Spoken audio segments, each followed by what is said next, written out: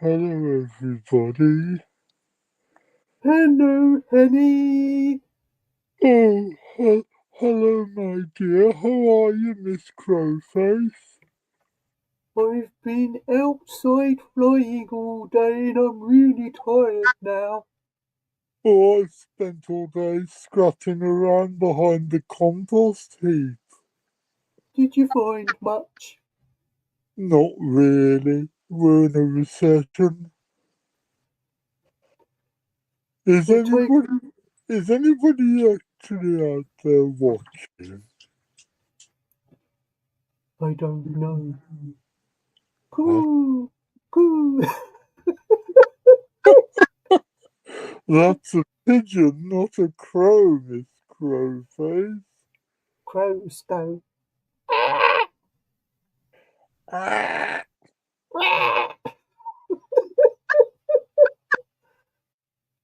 Oh, we've got to do this when Mr. Daniel comes back.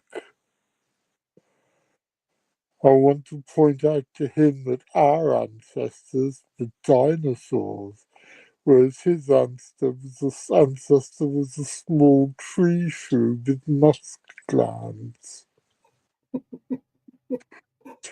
I don't know about you, but I need to take this off now. Ah, ah,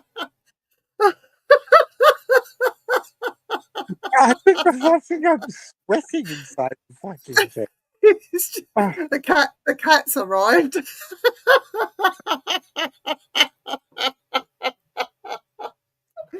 Oh dear. hello, John. I've got a cat. I've got a little dog here who's also alive. Chantel says, "The fuck, I'm not high enough for this."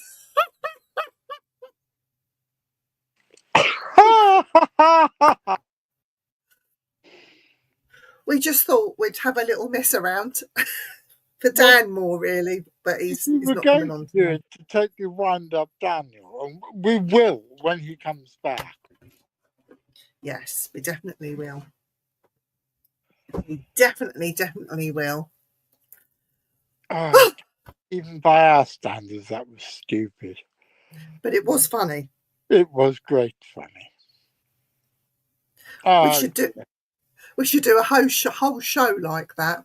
Yes, we can think of a way that I can actually breathe. Yes. Ornithophobia just kicked in big time. Fear Well, of birds.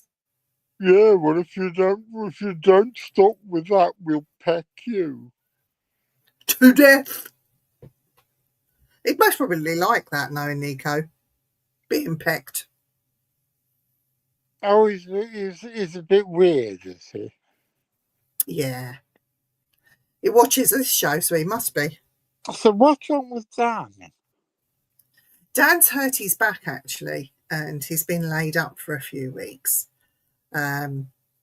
So apologies that he's not on tonight. He felt better yesterday, but he must have had a few twinges. And pecked or pegged? What's pegging? Is pegging a strange sexual thing that I don't know about? You heard of that? Yes, well, I'm not talking about it in public. Oh, okay. Peg him up on the washing line. No, if it means what I think it means, I'm not completely sure. You better explain it to her, Nico. You're obviously the expert. Okay, that will shut him up. Yeah. Don't worry, we'll be seeing Nico in a couple of months, so we can ask him then. Oh, a Daniel thing. Google it. He said Google it. No, because it might take me on some dodgy website or something. Oh, it certainly will. Yeah, I think it might do.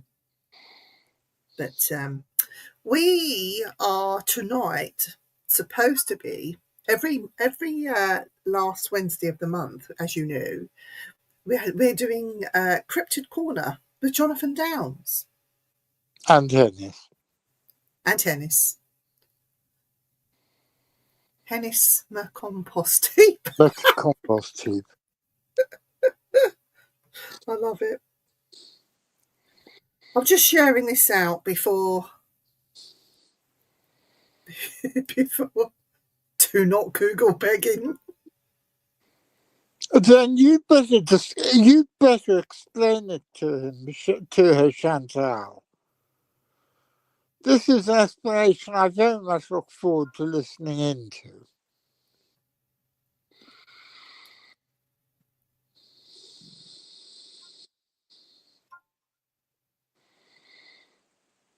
See, Do you know what? she's looking it up, isn't she? You're looking it up, aren't you, Miss Vivian? No, I'm sharing this out. You're I'm not. sharing what out? The definition of pegging. No. You found some sort of dodgy website, have you, that you want to share with us all? No. I know of a dodgy website. It's called RedTube. But, yeah, Oh, there are dodgier. it's quite dodgy. Yes, but there are more dodgy. Yeah, there are more dodgy, but I took too dodgy for me to be looking at those sort of things, really. But so tonight, shall we talk cryptids?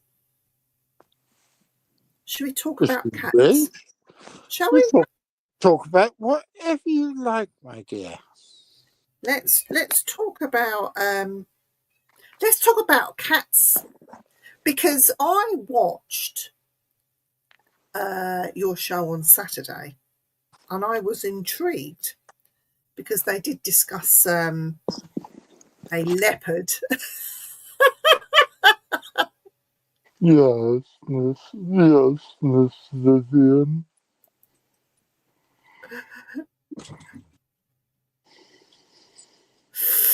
They did. We're talking about. They had a doctor on there, and I forget his name. Darren knows.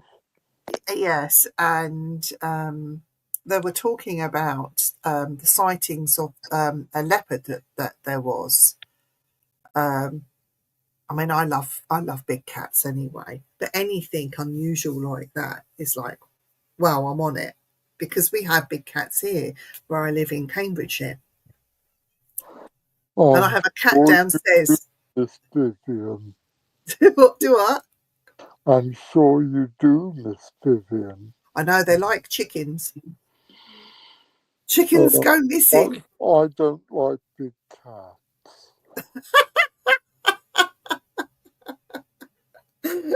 But yeah, they've got the Euro Asian lynx that I saw, which was quite interesting. It was very surreal when I saw that cat. But there are also other big cat sightings around this way. We have mountain lions that were spotted in Wisbeach, which was quite weird. Yes, Mr. John saw one of them on Bodmin Moor. A mountain lion? Yes. Oh, wow. He was probably taking drugs again, silly old hippie. Hello, Nettie. Hello, Nettie. Nettie, this is Hennis. Hennis McCompost heap. I'll put mine back on just for a laugh, because I think Nettie missed it. Oh, look, it's Miss Crowface is back. Hello, Miss Crowface. Hello, Hennis.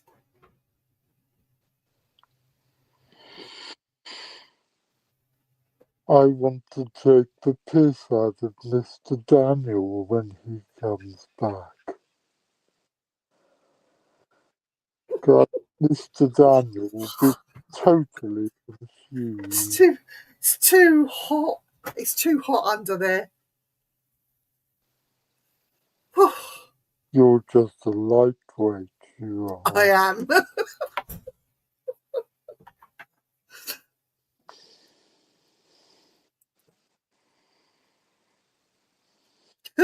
Ha ha, Viv talking about big pussycats while Jonathan is dressed as a big cock.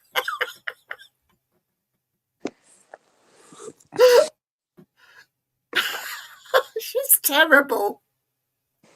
I don't know what you mean, dear. I just walked out of the studio for a few minutes, and my place got taken by a large anthropomorphic chicken.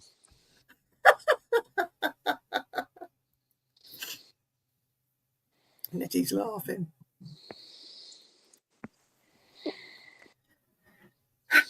So hopefully, touch wood, Dan will be back next Wednesday. But for now, he's resting up. And Dan, get better soon if you're watching this or if you watch it on playback. Also, while we're putting up an announcement, I want to wish Ian Varro and Linda Varro a very happy wedding anniversary. It's their wedding anniversary today.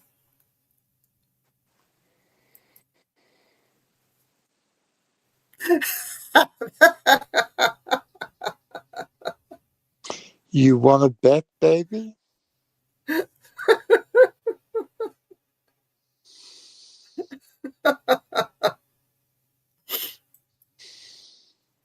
So, what have you been doing, Jonathan, this week? Have you been up to much since I last spoke to you? What have I been doing? There was a very disturbing piece of news this morning that, and I managed to get it on because this evening's show was already scheduled to be about Scottish out-of-place animals. Somebody dumped 6 sugar gliders outside Lidl in West Lothian, which was a very, very stupid thing to do because they wouldn't have survived more than a couple of hours in British weather in the Scottish winter. And they got rescued and they were in a local zoo. But I thought that was utterly horrible. Yeah.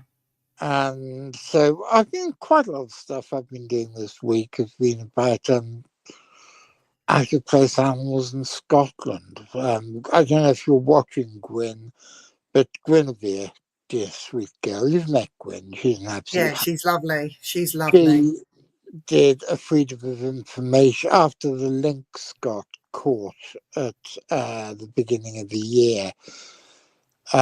She did a Freedom of Information Act request to all the local councils, and nobody has legal links in northern Scotland. So Oh, wherever they came from, they were kept illegally or they'd been moved a hell of a long way. So there's something interesting going on there. We've been working with that this week. What else have I been doing? I've been working on bits. I'm writing a book at the moment about the so-called British Bigfoot, which I think is something completely, something else entirely, and it's looking at the whole phenomenon of man-beasts in Britain yeah. and showing that this is a continuum of sightings of things called woodrows that go back centuries. Yeah. And trying to explain why we seem to, as a society, we seem to have developed Dark Ages thinking, because we have, and we're going back into the Dark Ages rapidly. And as we as a society go back into the Dark Ages, it's not surprising that we start seeing Dark Ages animals like woodrows and dragons, because there was a very famous sighting of a dragon beginning of last year in Surrey, and it goes over the modern day sightings of Dark Ages mythological creatures. So I've been working on that. What else have I been doing? I'm making another record, which will be yet another one of my records nobody ever buys. But, yeah.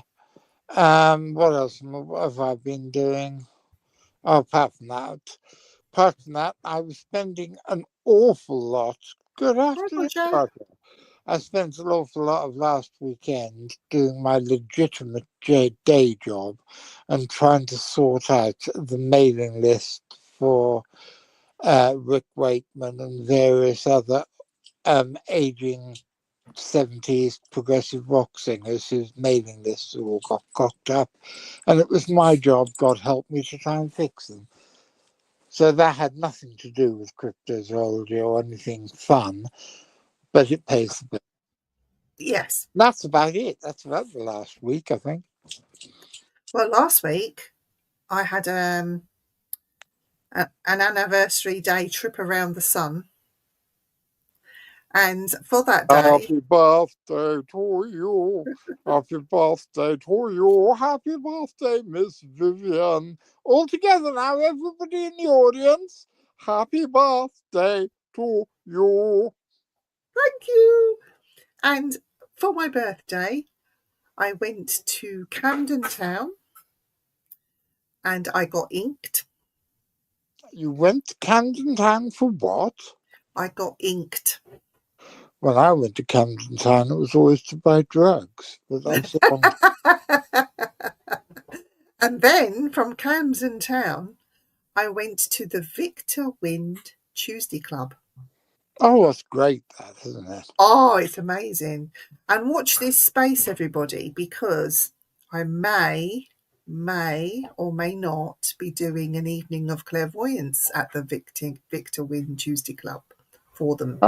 Oh, So, very cool. Well, you've got to film it if you do it.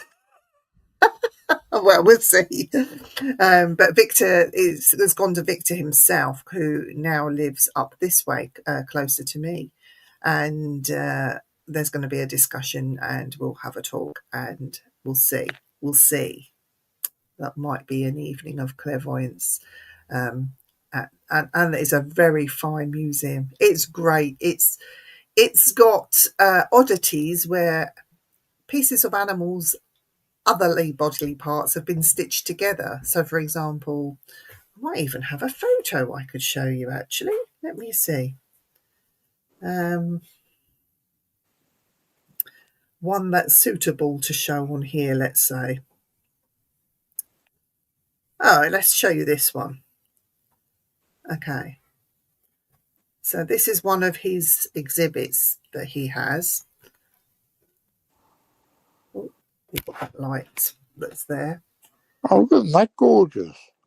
So obviously that animal doesn't have fangs like that. He's taken the fangs and sewn them in himself. So this is like one of the oddities.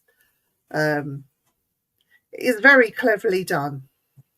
There And used to be a museum on Bodmin Moor called Walter Potter's Museum of Curiosities, and that had a load of Victorian animal fakes using animals like that. I think some of them ended up at Victor Wynn's museum. so this one, there's one. Oh, I how don't think you can gorgeous. see it. It's it's mad, it's wild, but it's great. It's strangely weird, but enjoyable.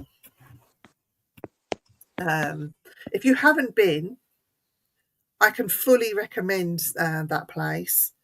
You can also have a nice drop of absinthe as you walk round and have a look at the exhibits he's got. So I did. That's exactly what I did. Had some absinthe. After all, it was my special day. So, yeah. I Oh, yes, should it is. I've warn got my you cup of tea. about, you do know what happens when you have absinthe. Well, not a lot, really. I got a bit giggly. I only had one, mind. Well, the trouble is, it's an aphrodisiac. It didn't work on me. Well, absinthe makes the heart grow fonder. Ha, ha, ha. Ha, ha, Oh, ha. I'm feeling very pleased with myself. I'm just going to send you a picture. Can you put it up for me, dear? While we're on the subject of peculiar taxidermy. I surely can. Oh, let me save that down. Or actually, let me try it like this way. The trouble is with doing this show is you never know in advance where the conversation's going to take you. So I can't arrange what I was going to talk about. I can't arrange the pictures for what I'm going to talk about in advance because I have no idea. One sec. I think I'm going to have to save this down. Oh, I'm sorry. That's all right. That's all right. Let's download that. One of these days, you're going to have to show me how to do this and how I can share screens and things. Save as. Oh, save as. I must go into my pictures, I think.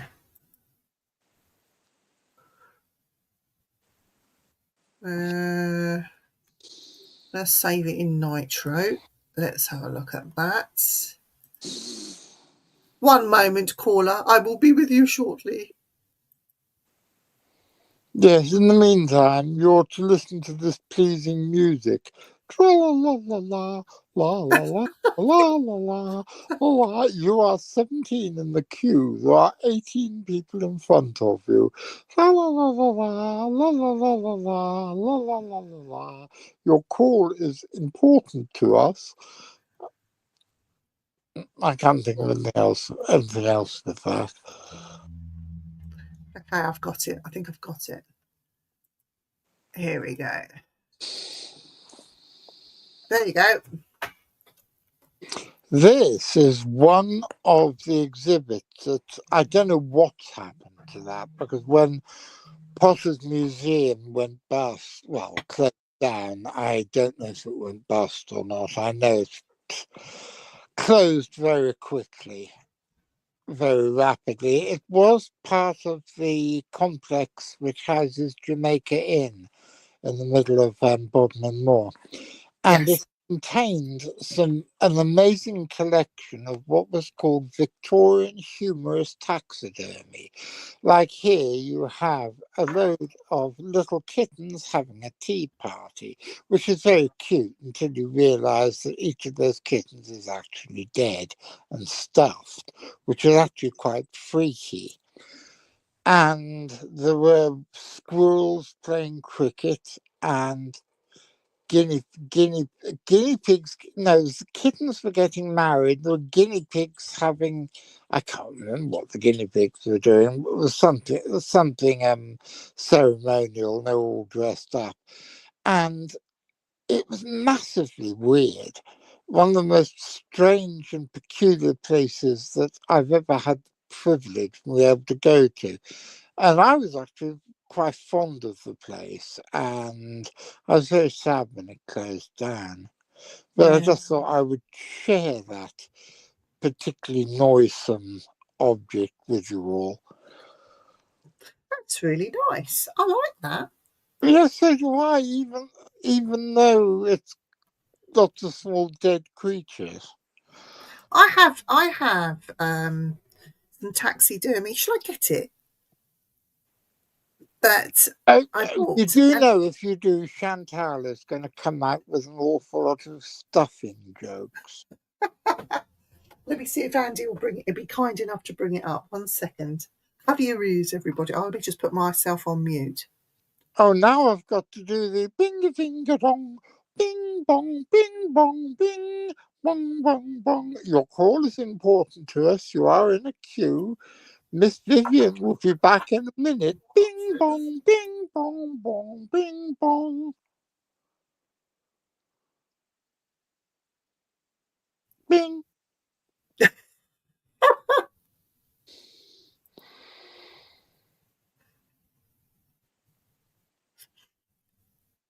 You need to look it up, Nico. There's some incredible stuff in there. So, I don't know how well you're going to be able to see this. I have a little light in there that I put in. I'll hold him up. Oh, very cool. Very cool. Very, very cool. So, believe it or not, I actually bought the animal It's a on a dog. para. It's a dog-faced fruit bat, by the way, ladies and gentlemen. I bought him at on a paranormal investigation, and Dan was with me, and I said, "Oh, I really love those bats. I want one." And so they said, "Oh, just choose one." And I came home with this bat, but I had to set everything up, and this is how I set it up. And he lives. I'll open the door. So he has the lamp there. That is really cool. How much was he? I think I paid £40 for him, It's about and I right. just I just got him. But he was one of the smaller versions, and this is how I set him up. And he lives. Now lives in my fireplace. So yeah, so this is one of my purchases. I mean, I do purchase a lot of weird things. My grandson is very curious, but he doesn't touch it. He's a bit scared of it, but he's very curious. He does have a look in. But there he is.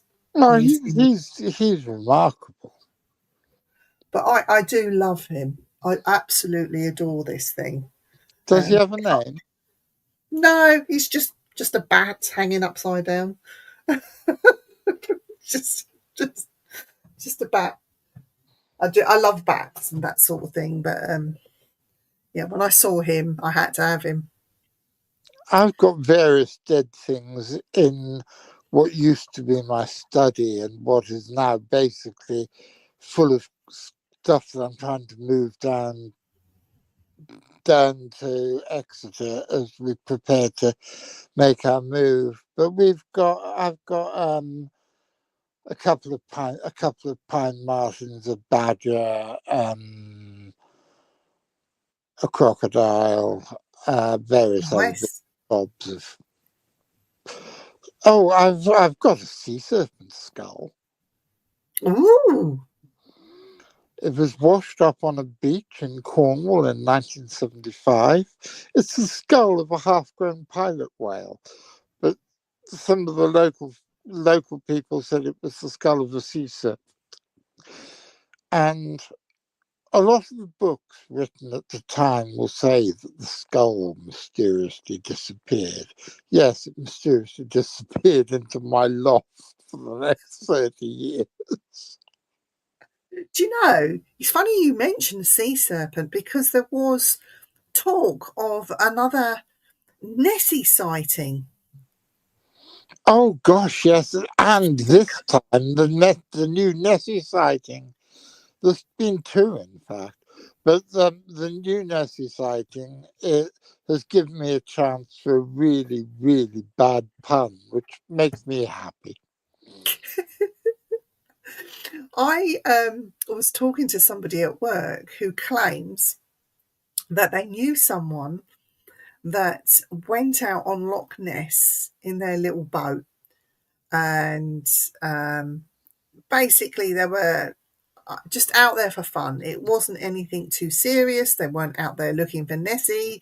They were out on this boat, and while they were out on the boat, they felt these ripples that was unnatural, but they came from in front of them and then underneath them, and they swear blind that Nessie was in the water with them at the time of him being out on this small little boat. Oh, that's very cool. I don't know I if just think, you get ripples, like really, that can't, you can't say that's Nessie just because it goes a little bit crazy. You can't, like, really, come on. but did you see the story that was in? I think it was the Daily Express, and I'd be rude I about the. feel Hi, Bill. I would be rude about the Daily Express if it wasn't the fact that a mate of mine is one of their feature editors, so I can't be. The Daily Express is everything I stand against, but I can't while my mate works there. So, did you see the story in the Daily Express about the latest sighting in the photograph, which, quote, clearly shows a black mass under the water, unquote. But that could be anything. But I said it proves that Aleister Crowley's back.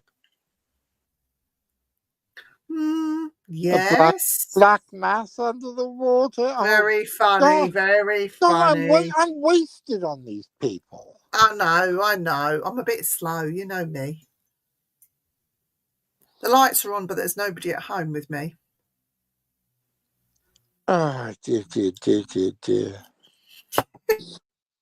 I've been making bad Loch Ness jokes for years. We had this girl on the show once who was from the Inverness pagan community and was talking about the fact that she and various other pagans believed that it was evangelical Christians who set fire to Boleskine House to stop it becoming a occult tourist Really? site. Yeah.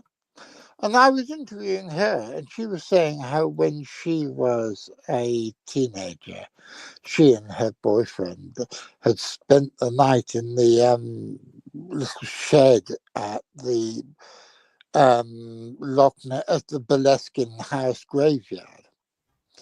And What's it how called? they The Boleskine House? it's Boleskine House, it's the big house that Aleister Crowley used to own. I've got it here. And then it ended up being owned by Jimmy Page from Led Zeppelin. Yeah. And there's a graveyard attached to it, and there's this weird little shed hut in the graveyard, and she and her boyfriend spent the night in there, and in the middle of the night they experienced something large and maybe human, but not knowing, come rushing up some stairs into the hut and out the door. And she said she didn't know which way it had gone. And Oh. I said, well, if she looked outside, it was pretty obvious which way that it would have taken. She said, why? I said, it would have taken the left-hand path. Ba-bum-bum. Ha! God, my Aleister Crowley jokes are lost on everybody today. They are. Hello, They are. Archibald's here. He's just come to say hello. Hello, Archie. I just want to share a window with you. Hang on one sec. Here we go. So people that don't know what Boleskine House is, here's a picture on fire. Can you see that, guys? And then there's more pictures here. There it is up there. Hang on, if you stay on that picture, you Okay. can see there's the Loch Ness Monster, or a lot of the Loch Ness Monster sightings right at the beginning, in the foreground, because you can see strange waves. And you can see a wave that looks, with a bit of imagination, like something long and dark under the water. And what it actually is because Loch Ness is long, narrow, and has mountains on each side of it. And it acts like a wind tunnel. The wind causes all sorts of peculiar waves. Yeah. I thought there was more pictures than that on here. Oh, maybe. Guys, you won't be able to see this. Hang on. I'll have to come out and go back in again. Hang on. That sounds weird. I could say something really dirty there. Just come out and go back in. I'll do it in a minute. Okay. Come on, Chantal, are we going to let her get away with saying that without saying something back? Here we go. There's Boleskine House. The great man himself.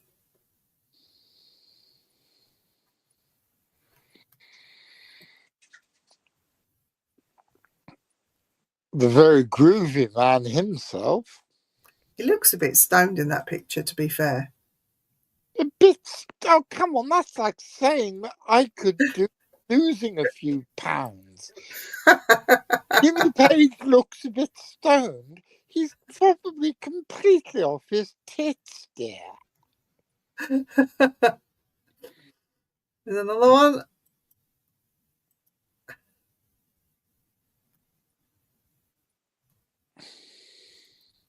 I wonder how much of all this stuff still exists today. Is this the graveyard you were talking about? Yeah, I think. yeah.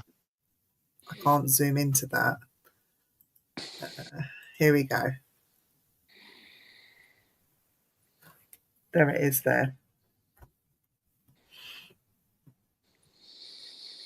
There we go.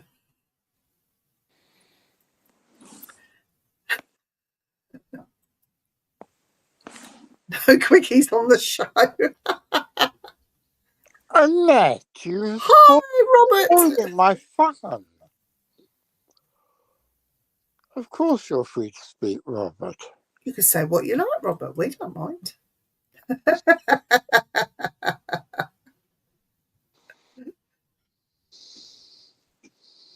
Isn't that house, that Bolesky house, whatever it's called, Boleskin.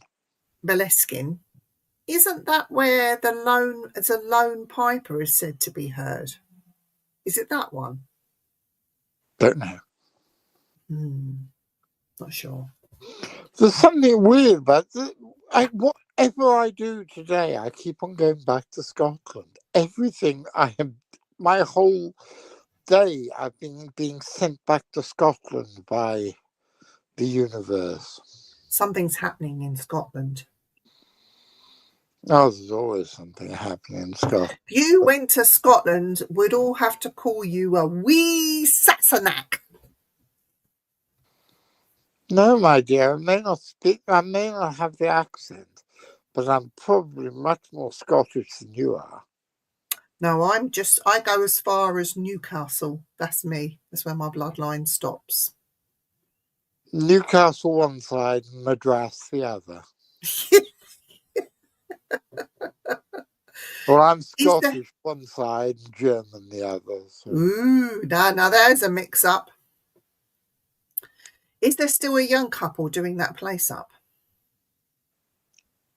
I don't know. The latest story that I heard was that it is going to be developed as a museum. And I assume it's going to be a museum of Aleister Crowley rather than a museum of Led Zeppelin, but it might be a museum of both. I'd probably pay to go and see either. Would you? Oh, I love Led Zeppelin. I'm a bit old now, so I'm in the right mood, but was it a house of sin, like everyone says it was? Was it a house of sin? Define sin. True. Orgies and all sorts of weird stuff. Weird?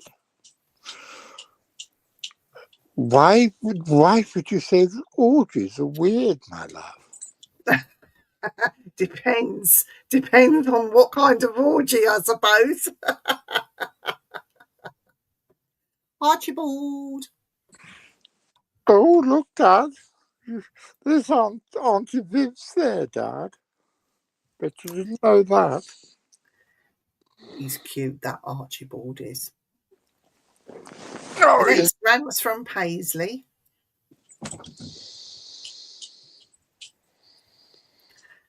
Is that Adrian Shine? He's been there about 40 years. Adrian Shine. And the rest. I think he went there first in about 1968. I had him on our show a couple of weeks ago. Would he have squatters' rights then? If he's been there? No, he's been up at Loch Ness at that time. Okay. He used to run the Loch Ness Visitor Centre, and I believe he had a flat there, but He's now semi-retired, but I know he still lives there. I'm not mentioning him by name, but every time my lies have gone to cock. Who? Oh, Alistair Crowley. Alistair Crowley. Do you want that wealth, dear?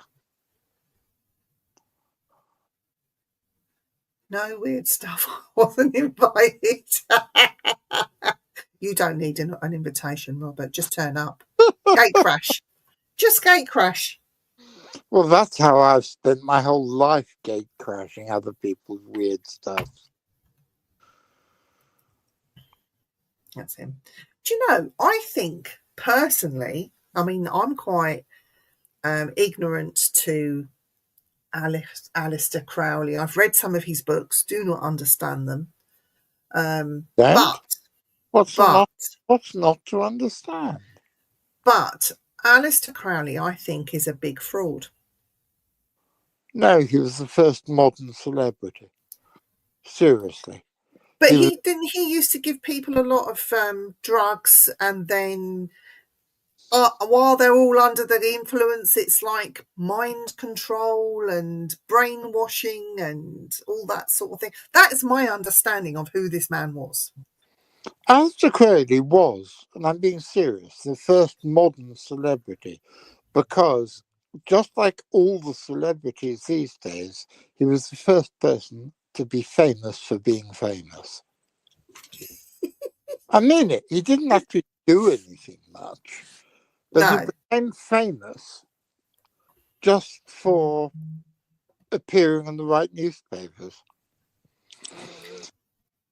Well, am I right in saying, though, he hated the oh God, what are they called? The you know, the fraternity, this, oh God, what are they called? You know, this group of men, these middle class and upper class men that get together.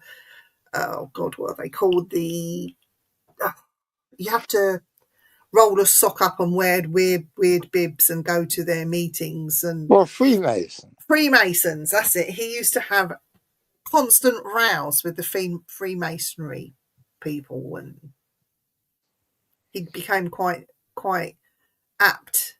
And I think wasn't there a place in Dudley that he had a major oh God, it's now a place to go and investigate for Wycliffe House. He had a connection to that. Is it Wycliffe House? I have no idea. The Freemasons owned it, but then he was saying that they took it from him and it was his home and all the rest of it. And then it's like all out war then between the Freemasons and the Golden Dawn, which he was responsible for. Well, he wasn't. Oh, he wasn't? Wasn't. It was a guy called McGregor Mathers who was it? responsible for the Golden Dawn. But I mean, he was part of it, but he wasn't the person who started it. Yeah. I don't know very much about Freemasonry. My father was a Freemason. I've always rather wanted to be invited to join, but I think I'm far too dodgy a character. That makes you a Freemason. It's like one of the top things. I mean, my uncle was a Freemason, but he was ranked quite high within the police force. So, well, that's it, doesn't it? Yeah, he sat with I know what happened. Because he told me when he got pissed one night. He sat with politicians, and he knew something about somebody was hung, and they were found across one of the bridges of in London. Oh, Roberta Calvi. I was like, yeah, it was a long time ago. Anyway. He was something to do with a secret group of Freemasons called P9, who were an Italian branch of the Freemasons, who were allegedly very dodgy. Mm. And I was thinking, if they're dodgy, why can't they bloody ask me to join? I really rather fancy being asked to join. Whether or not I'd ever do it, I don't know. I went to Boleskine House, couldn't get in, was a caretaker. Oh, there was a caretaker there. Ah, okay. They're called weirdos, Viv. I'm one of those weirdos. New Dawn thing and the Hellfire Club. No, has anyone ever been to the Hellfire Club's caves at Medmenham in where the hell's that? Somebody help me. It's near. Oh Christ, what's the name of the place? I know where you It's in mean. Buckinghamshire. And I can't remember Yes, what's the name of the big town in West Buckinghamshire. Wickham. It's in West Wickham. Good girl. Have you ever been there? No. No, that was. I went there once expecting it to be totally freaky. And despite the fact that I'd been smoking dope and I was there with Richard Freeman and we spent some of the time jumping out at each other, I didn't feel anything freaky there at all. Really?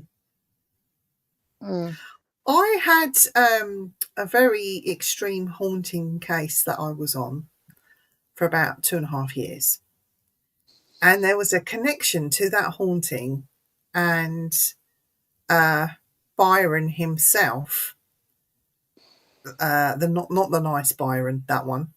And I went to Who is the nice Byron? there was other Byrons, wasn't there? You But mean the poet? the poet, The one yeah. whose wife said he was mad, bad, and dangerous to know.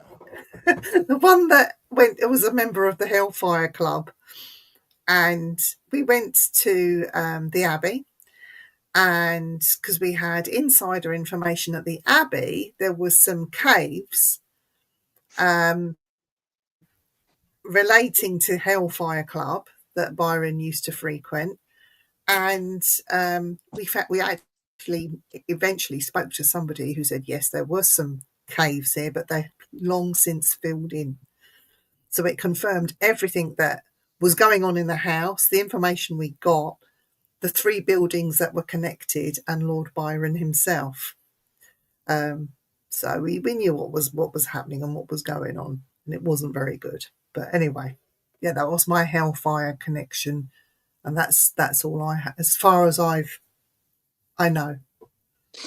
I've always liked Lady Caroline Lamb's description of him as being mad, bad, and dangerous to know. I've always thought it's a brilliant description. That's a bloody good album by Dead or Alive, Mad, Bad, and Is Dangerous. it?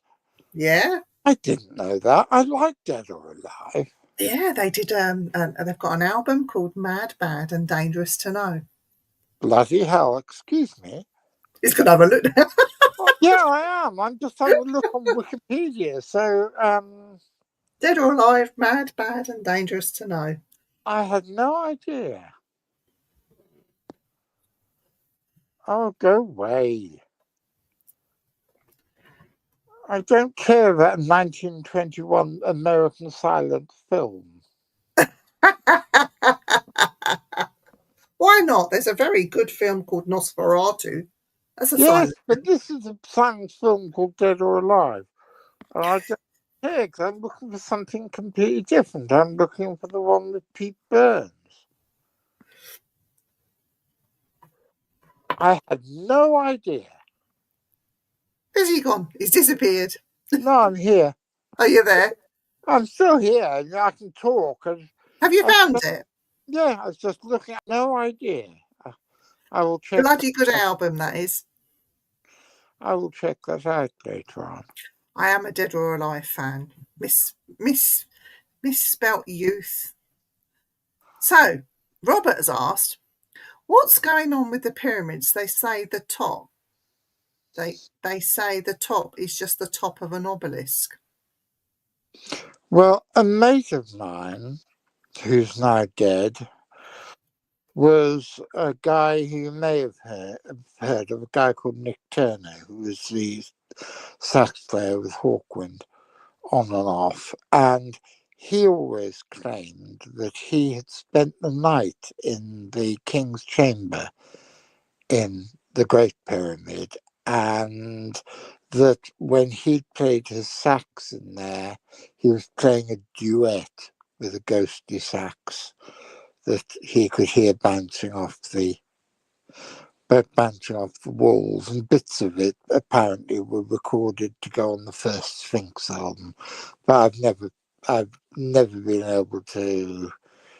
I've heard the first Sphinx album, but it just sounds like Nick Turner playing to me. It doesn't sound like a ghost. Right, I've got a statement here that I'm going to read out to you, Robert, from Dr. Zahi Hawass. Now, Oh, he doesn't like me. He is the big boss man at the Egyptian Museum and head of all Egyptian antiquities. That's a very hard word for me to He's the say. director of antiquities. Yes. So the statement reads, it's regarding the, I'm going to pronounce this wrong, Carfree project. In recent So you just blipped out then. The Carfree what? Carfree project. In recent days, false claims regarding the Egyptian pyramids have circulated widely across the world. Dr. Zahi Hawass, renowned Egyptologist, has stated that the rumours suggesting the presence of columns beneath the pyramid of Khufu, is it Khufu? I can't pronounce that word, are nothing but fabrications propagated by individuals with no expertise in ancient Egyptian civilization or the history of the pyramids. He further emphasized that the Supreme Council of Antiquities has not granted these individuals any permits to conduct work inside the pyramids of Khafre. Hawass confirmed that no radar devices had been used inside the pyramids and that all claims regarding the existence of columns beneath it are entirely unfounded. There is no scientific evidence to support these assertions, and no archaeological missions are currently working inside the pyramids of Khafre. He added that the base of the pyramid of Khafre was carved directly from the bedrock to a height of approximately 8 meters, according to extensive scientific studies and research conducted in recent years. There are no columns beneath the base. Hawass further stressed that such claims are merely attempts to undermine the grandeur of the ancient Egyptian civilization. However, these attempts are futile, and such baseless rumours will ultimately be considered to the dustbin of history. I hope that answers your question. The answer is no columns. Or is that just what they want us to think? Well, I tell you what I happened to know and seen for myself, that inside the Great Pyramid, Khufu's pyramid, when I was young and I lived out in Cairo, I was taken inside to Khufu's pyramid, but we went to places that the public were never allowed to go and see. When you get inside one of the top chambers, you have to clamber over stuff to get to the place to see it. But there are some blocks in there that have been just left higgledy-piggledy. But on one of the blocks is ancient Egyptian graffiti.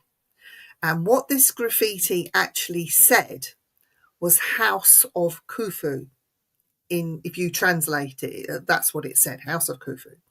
And what that actually meant was these people that came and built the pyramids themselves belonged to Khufu. They weren't slaves. People would make the mistake saying, no, slaves built them. No, they weren't. They were paid. They were given food, water, and shelter.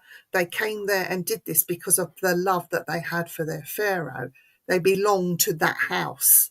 And this is what this graffiti was depicted. One of the builders had graffitied on this particular rock, House of Khufu, because he was proud to be part of that house and be part of the building of that structure. How this particular block ended up just being discarded and ended up just being in there, I've no idea. But I'll never forget that I was taken inside. We went up pretty high.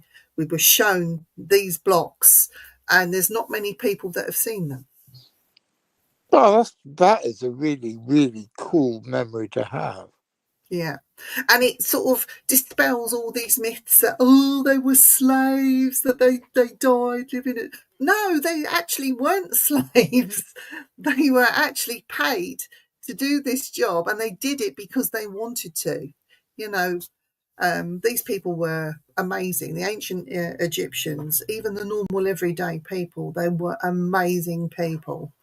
And they actually don't get talked about enough. It's all about the mummies and the pharaohs and all that sort of thing.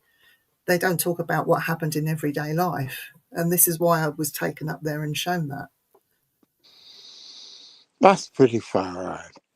It is. And I wasn't high. No drugs were involved.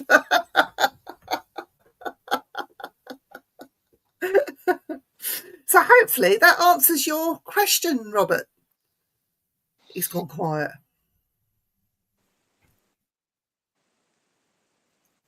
Oh, I'm glad, Siobhan. Her name's Rose, but she's got Siobhan Nolan there. Hello, my most favourite person, Bobby. I hope you're doing well, young man, and Mrs. Osterholt. I can't pronounce the surname, I'm sorry. Oh, I thought I was your favourite person. He's my most favourite person in Florida. There's nothing I can say to that. No.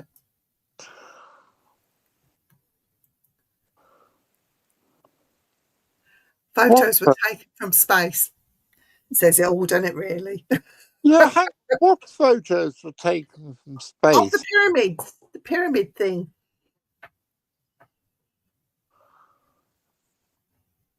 I'm getting completely confused. I think the photos were taken of the pyramid thing being columns. I don't know.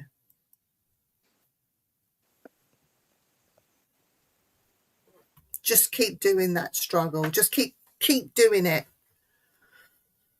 I think Bobby, we all have to do this at the moment. Yeah. Because we're all facing an unpleasant and uncertain future. But Bobby, I must admit, he's been a very, very brave boy, you know. He's completed all of his radiotherapy now, and he's planning on trips. And when he comes over here, I'm taking him and his wife out to dinner. Brilliant. Well done. Congratulations, man. That's going to happen, Bobby. When you get here, we're going out for food. He might not want to, but he's got no choice.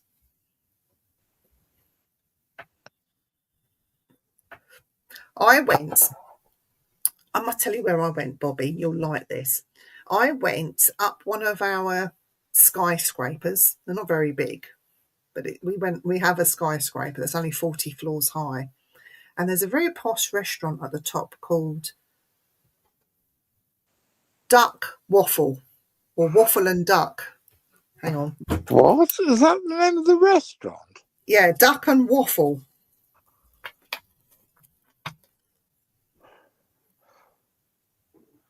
Vivian, that's just peculiar.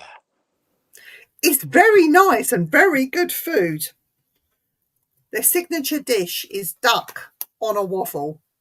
No, I would never have guessed that. With a duck egg on top. Fucking hell, what a surprise. But their roast dinners are very good, I must admit. I don't eat meat, my dear. You don't eat meat? No. Chicken and waffles are amazing. Chicken waffles with maple syrup. You can set him off again. I don't like the sound of that.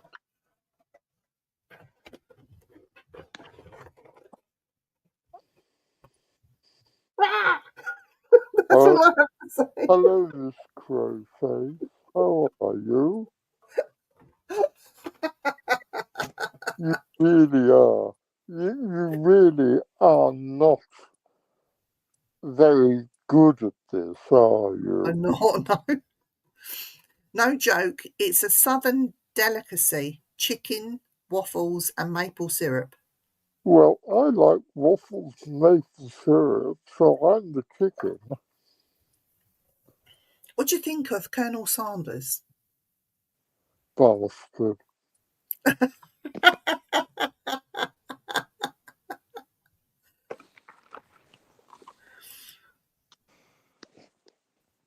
Oh, I'm looking I forward to like. doing it when Dan is here.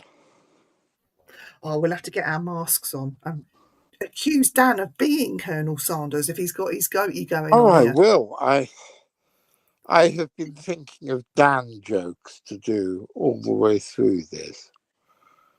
Poor bastard doesn't know what is coming to him. Or Jamie, if we get Jamie on. I don't Jamie, know. Do I know Jamie?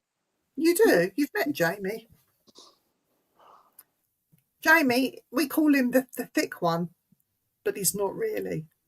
Remind me, when did I meet Jamie? You met him at the conference. Oh, the one that Gwyn and I were at. Yes. And the first one, the last one, and the one before that.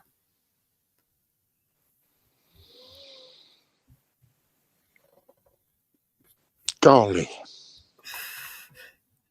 Yeah. Jamie's easy to forget. Don't worry about it. Oh, my brain's gone. I'm an old man and I don't remember anything. Here in Florida, it's the swampfoot, Bigfoot's cousin. Yeah, I'm interested in the sightings of strange creatures near Mayaka.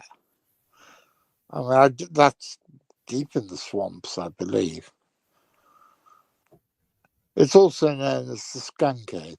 Skunk Ape, Stinky Boy. That's Oh, his new nickname. What? same to you, big nose. That's my new nickname for the skunk ape, Stinky Boy. Oh, I thought you were calling me Stinky Boy, and I was thinking that wasn't very nice. Don't you get it? Skunk ape, Stinky Boy. Yeah, I know. Oh. I'm just being. Oh, God, dog, do you have to trample on me? Yes, he does, he says. Yes, it does. So, do they have the grass ape as well as the swamp ape? The grass ape. Hang on a sec, Graham, have I got my medicine? You're going to take them now? Yes, I think so, if you've got them. I have. I had to use the AM compartment, which is why I didn't want to leave them here. Okay, hang on a second, I'm just taking my meds. But Okay, take the camera off. Oh, it's Ohio Grassman. Ah, Ohio Grassman. That's interesting, isn't it? But yeah, Nico's done. I've done a fair bit of research into Mayaka.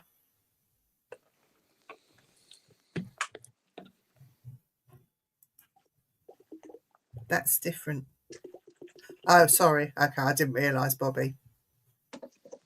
Oh, okay. Look at that beautiful dog. Look at him. I love that dog.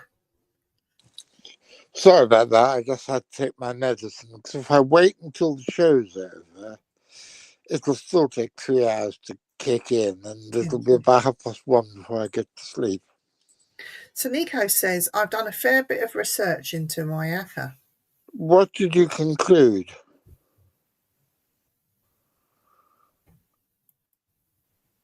Nico, that is. What did Nico conclude? Not the dog. Now, the dog thing, that's in that place, you know, the secret I told you about, Pigman. Maybe you and I will take our bird masks then. we could go up there and scare the living shit out of them all. Sorry, I shouldn't say that. Right. A lot of research primates were apparently let go in the area back in the 70s. Now, you're the second person to tell me that in about 2 weeks, because Dave Scott, who runs CFZ Canada, told me that he had heard that orangutans had been released accidentally. How you release an orangutan accidentally, I'm not sure. But They're big enough, aren't they? Well, yeah. But apparently orangutans have been released accidentally. Oh. Sorry, guys, I've gone to bed early because I'm not very well at the moment. And the dog thinks I have biscuits. And he's running up and down, trying to divest me of my biscuits. My housekeeper was kind enough to bring me croissants the other day, and I was having for my breakfast when the fucking dog jumps onto my lap, steals one of them, and then runs off together with the little black cat. And the two of them quite happily eat my breakfast croissant in the corner of the room with Smug. That is funny. I've not forgiven him yet, have I, dog? He's funny. Archie, you're not... Okay, admittedly, there are biscuits, but I wasn't going to admit it in a family show. But there are biscuits, and you're not having any of them. If you're a very good boy, I might give you a little bit of one later on.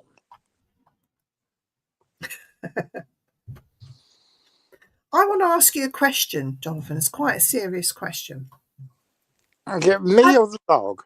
You. Have you tried Dubai chocolate yet? No, is it worth trying? Well, Linta bought out this new range of Dubai chocolate, and it is heavenly. Absolutely heavenly.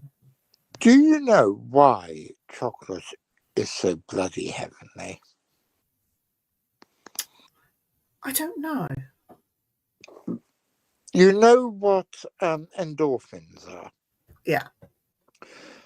There are two substances that they don't actually produce endorphins, but they make your brain, your cerebral cortex think that they are producing endorphins. And they are chocolate and opium. And that's why the two of them are both of them are so impossible to stop being addicted to. But chocolate for ladies that go through the monthly cycle. Yes, exactly. It's a good... For ladies that have these monthly cycles, chocolate is like medicine to them. Well, it is, because it makes your body think that it's washed with endorphins, the pleasure chemical, and it gets rid of a lot of the unpleasant. Also, I'm told, because I'm told. I know quite a lot. I do know quite a lot about opiates, both from a professional point of view and from a recreational point of view. Well, we're going to have to... Well, when I see you, I'll have to bring some Dubai chocolate with me if I can. Oh, I thought you said we're going to say you were going to have to bring me some raw opium. And I was going to say, yes, please, dear. So, yeah, I'll have to get some. Oh, sounds lovely. Love chocolate. Try this Dubai chocolate, honestly. I look forward to it. Sounds wonderful. Well, Make to a bar of chocolate. Not if you bite through the middle, so you got a glory hole. You'll be fine. Don't knock it till you've tried it, Robert.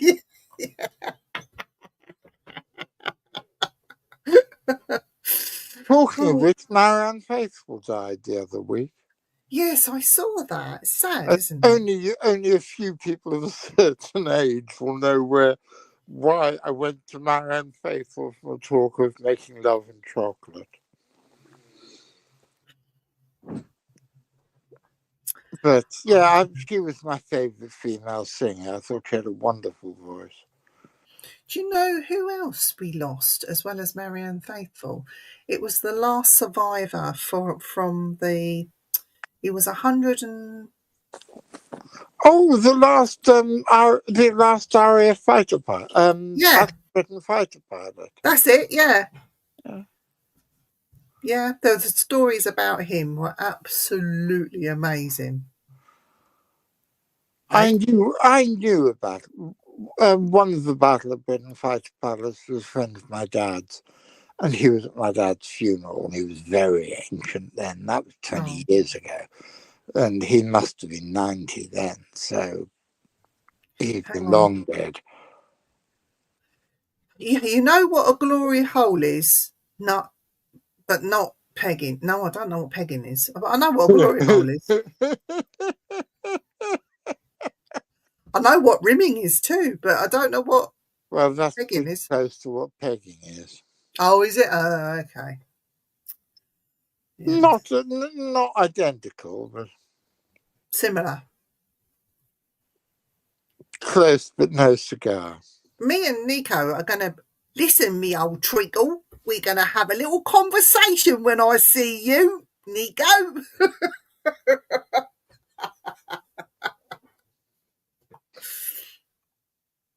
Yeah, it's usually me who brings in the smut, and on this occasion, I was not being smutty. It was Nico. I know. He's absolutely terrible trying to infect me with all this. Because I'm sweet and innocent, you know. I do have no idea of what he's talking about, so he's going to have to explain it to me. Oh, Christ on a bike. I'd like to be a fly on the wall at that conversation. Nico, I expect like you to film it and broadcast it live on pay-per-view. Nico, come and visit me at my table at the conference, and we'll sit down together over a cup of tea and we will discuss this. Archie, get your paws out of my stomach. Bloody dog. Oh, God. If Nico thinks he's going to get any work done at the conference when I'm there, he's got another thing coming. It's going to be a great laugh. Well, assuming I'm there, I'm just going to come and just sit in the corner of your table. I've got a table of my own, but I think I'll probably just come and sit with you. Yeah, just come and sit with me. Just leave Gwyn to sort it all out for your table. They're going to sort it all out. She'll look after that. She'll have it all running like clockwork. In fact, Gwyn needs to come and run mine as well. Gwyn is a wonderful woman.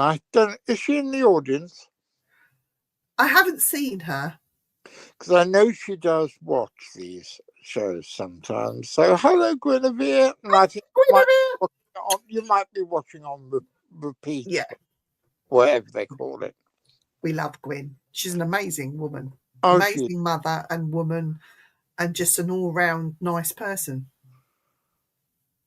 Yeah, she's a total sweetie pie. She is. So yes, I'll probably go and leave her to run the stall, or Graham. If they put mine and yours together side by side, we could just have one great big long table. Yes, we get. Oh, bloody hell, dog! You want to know? Can you come now? Yeah, he can come. No, you can't. He can come on the stage and do the guest speaker spot with me. Yes, but the trouble is, Archie is very nearly 17, and his control of his bowels and bladder is not what it used to be. And there's going to be enough shit talked at that conference.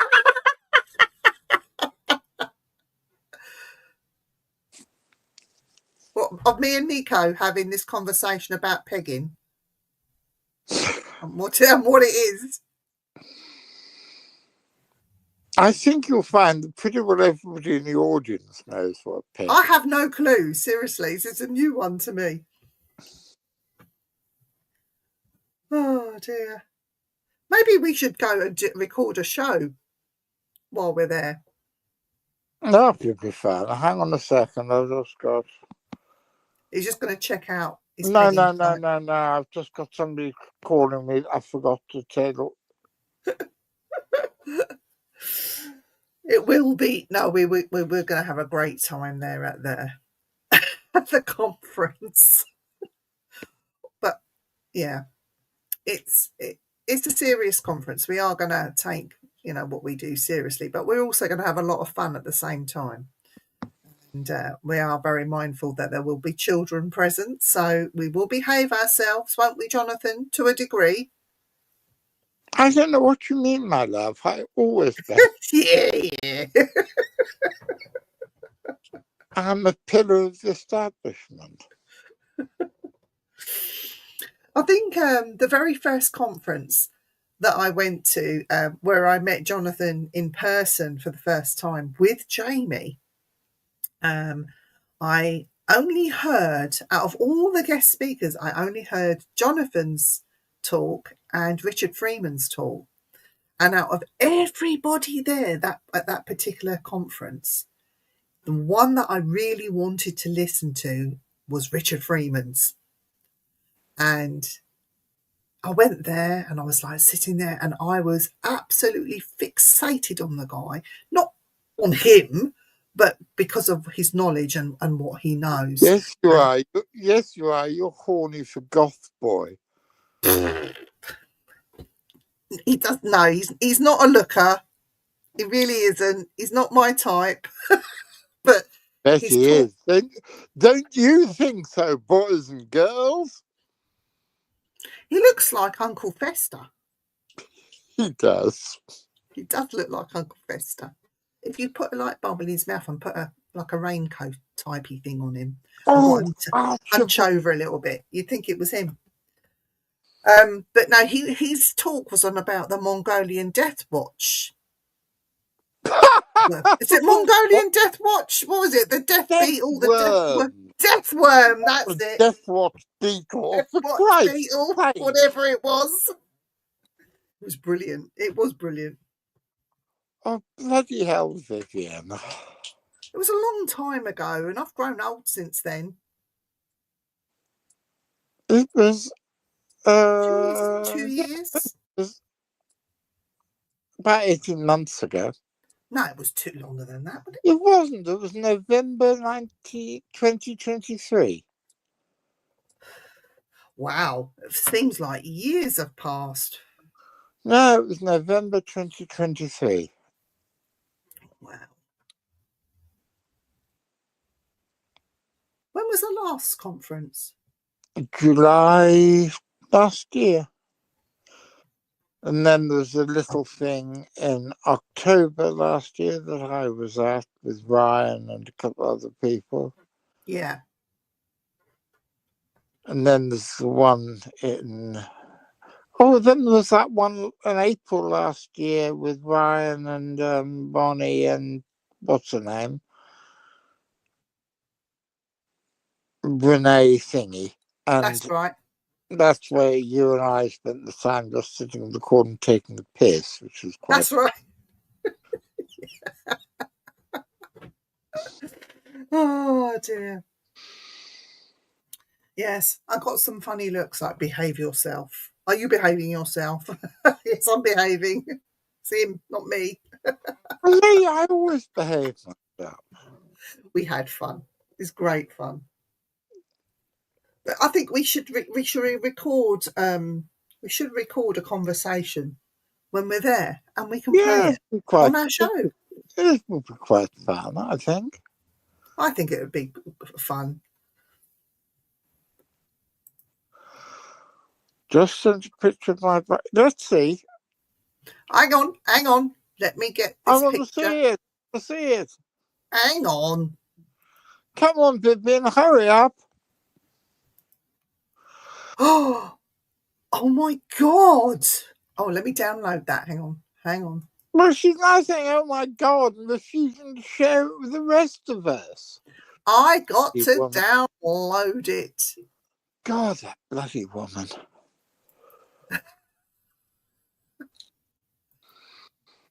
Okay, let me come out of here. How do I get out of there? I don't know how to get out of there. Oh, I might be able to just show you like this. Maybe. Let me see.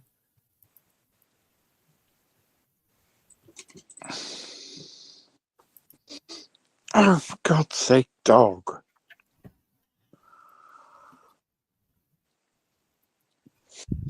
Can you see that? Oh, wow. Isn't that amazing? How beautiful. That is amazing. Oh, how absolutely gorgeous. It is, isn't it? Oh, well done. You've done a lovely job there. That's where I'll be doing most of my sunbathing when I come over. Is that somebody looking through your window? Yeah.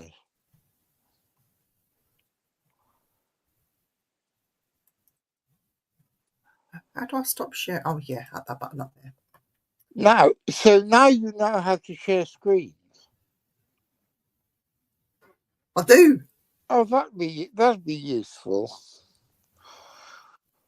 I still won't have pictures in advance because every time I think I'm going to talk about something, oh, fuck's sake, Robert.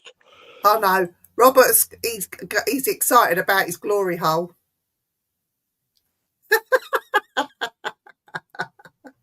Listen, Robert, Bobby is a clean, decent person. Yeah, but what are you doing watching this show then? Oh, dear.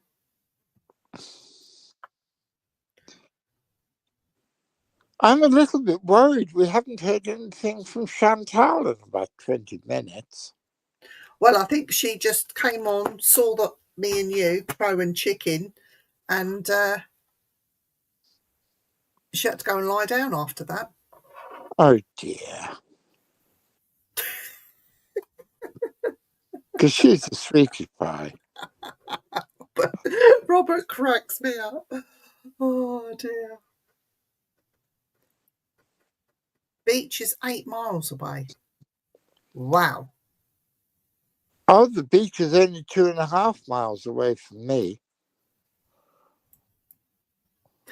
Robert, where's the beach near? How far is the beach from you?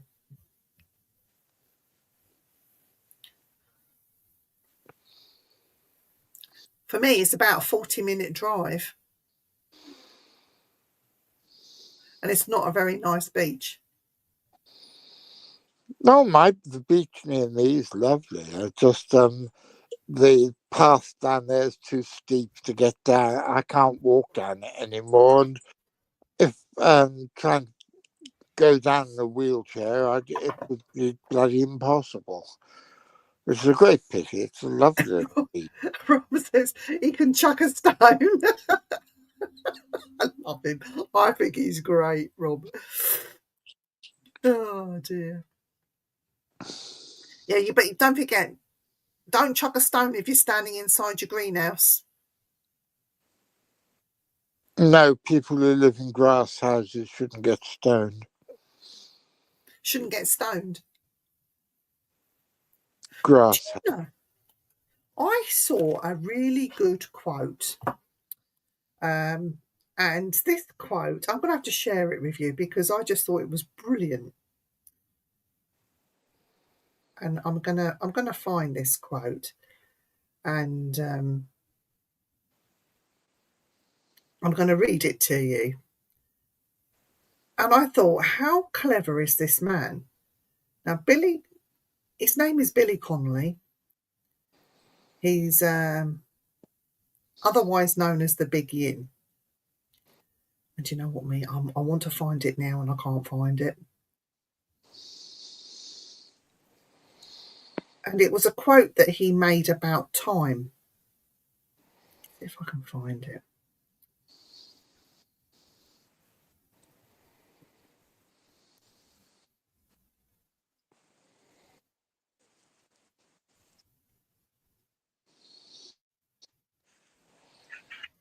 I'm not going to find it.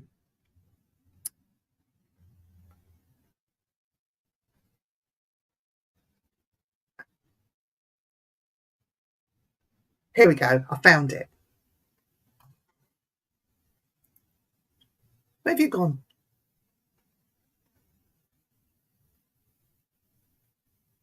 Can't hear you.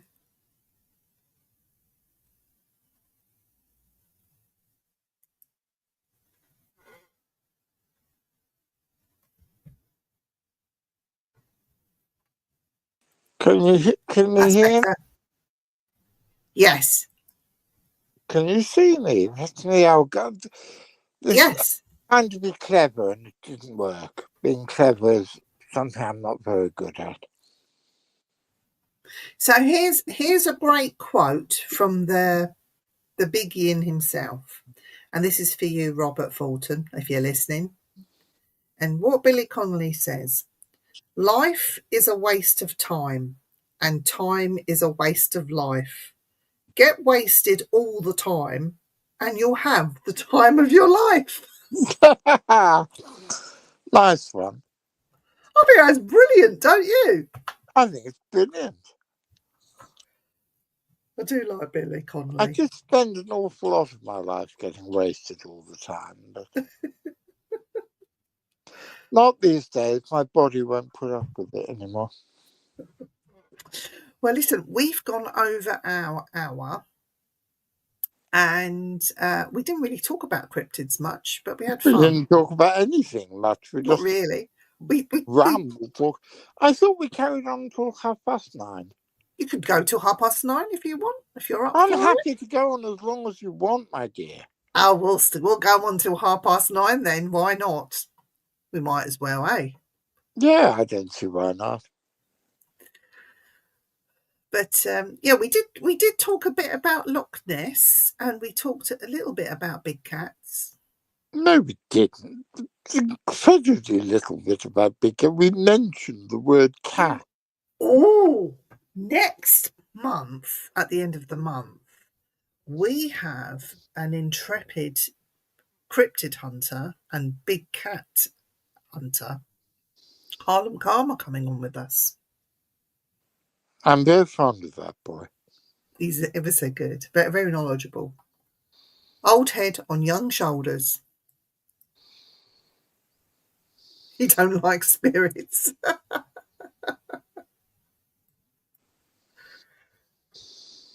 Yeah, so we will be doing the big cat thing at the end of next month, whether we like it or not. I bet we don't. Harlem will come on, then we'll talk about some other bollocks all the way through. Good, it's good, all good fun. It's all good fun. No, Harlem's a great lad. I'm very, very fond of him. Yeah. And he's doing a lot of research, and bless him, he's doing it as a lone wolf. He's out there on his own, wild camping in the middle of God knows where, and getting some results. So yeah, all kudos to him. He's a good lad.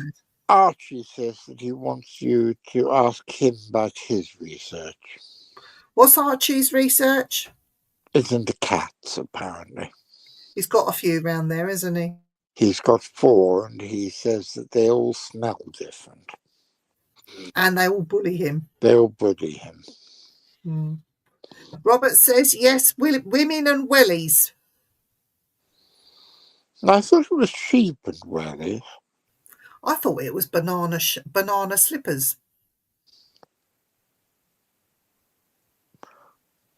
I have no idea what you're talking about, Vivian. I will show you. Oh, God. This is where we get banned, guys.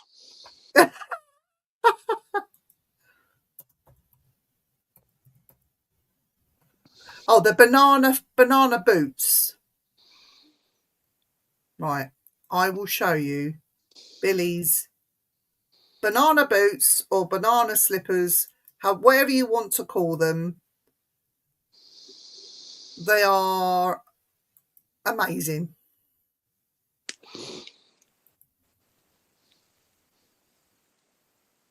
And there he is. Those are cool. Banana slippers. Oh, those are really cool. Would you wear them going shopping in Aldi's supermarket? I wouldn't. I probably would.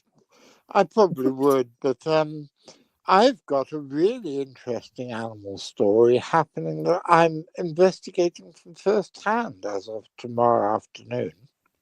Excellent. My foot has still not got better, and I've been on antibiotics for about 3 weeks now.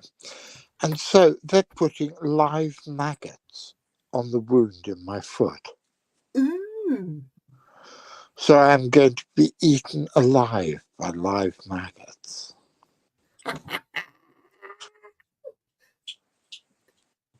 Only a little bit of me will be being eaten alive, but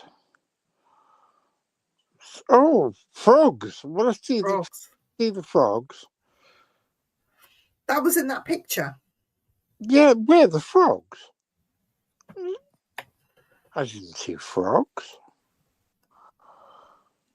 But anyway, I've got some necrotic stuff on my foot that has to be eaten away by maggots, which is going to be quite interesting. I'm going to film it and put music to it, and because there's only one place in Britain where they breed these medical maggots, and that's in Wales.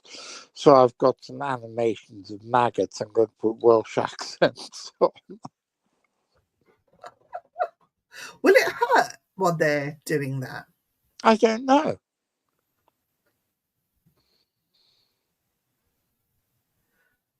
I don't know. It's just weird, isn't it? Yeah, it's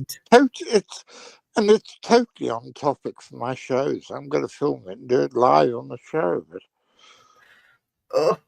it's all particularly revolting. Will they skip? I don't know. We're going to have to wait and see. Let me see the frogs. I want to see the frogs. Come on, girl. Slip. Frog. Frogs? Okay, hang on. Come on, get on with it, girl. Bloody Hang on. Winning. Just you shush. How do I make it big? Hang on. I enjoy doing this show. I really enjoy doing this show. I'm sharing the screen.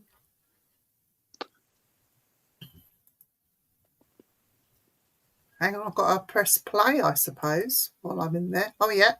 Are you ready? Can you see that? I can see it. I can't see any frogs.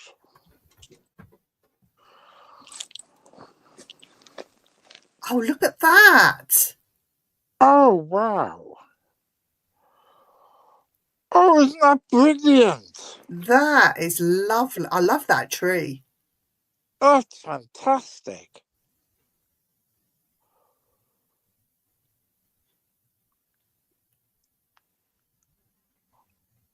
It's an amazing place they've got there. What a lovely yard. Sorry, Kathy, I've put you live on air. Hi, Kathy. Kathy's going to kill me.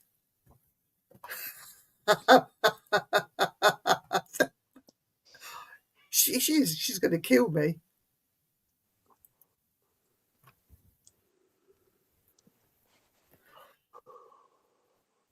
Oh, look at this. That's lovely. Leeches. Yeah, they'd be slippery as well. I don't know. I have no idea if I'll feel anything.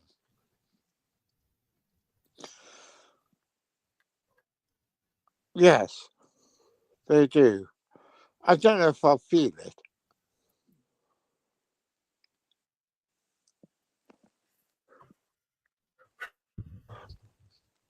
Oh, God, there's me saying, well, carry on till 9:30. I start yawning.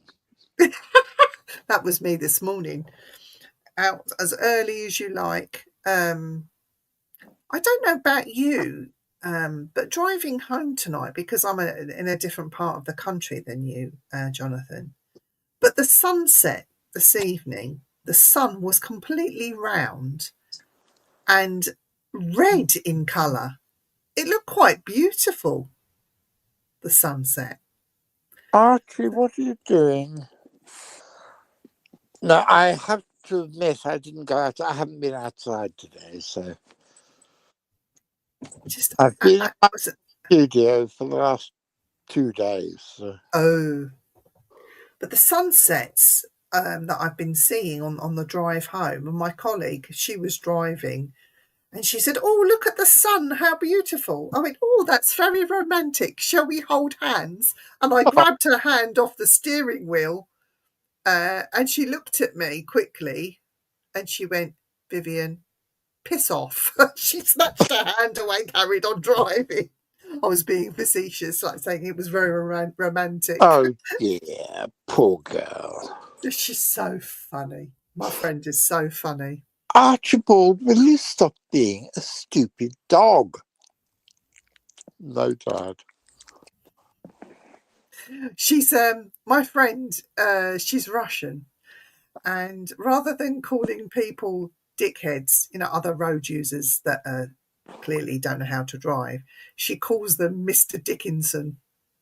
Oh, that's Look at that, Mr. Dickinson. That's what she says. I oh, just think she's hilarious. God, this is ridiculous. See, we overshot, and now you're feeling it. Yeah, and I don't know why I suddenly started yawning. I suddenly started yawning just after I said, "Come on, let's do an extra 20 minutes." We've only got 10 minutes left. Oh dear. When I came out of hospital, when I went in for my heart thing 18 months ago, the day I came out, I had to do an interview for the show, and it's really embarrassing because I fell asleep. I fell asleep in the middle of interviewing this bloke, so we had to edit it quite heavily. That's funny. That is funny. Who is the funniest person you've ever interviewed? Funny as in peculiar, or funny as in funny? I found As funny in amusing. funny, amusing. Let me have a think.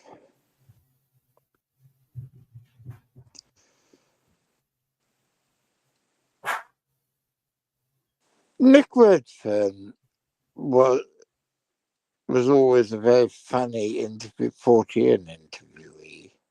Yeah. But I think the funniest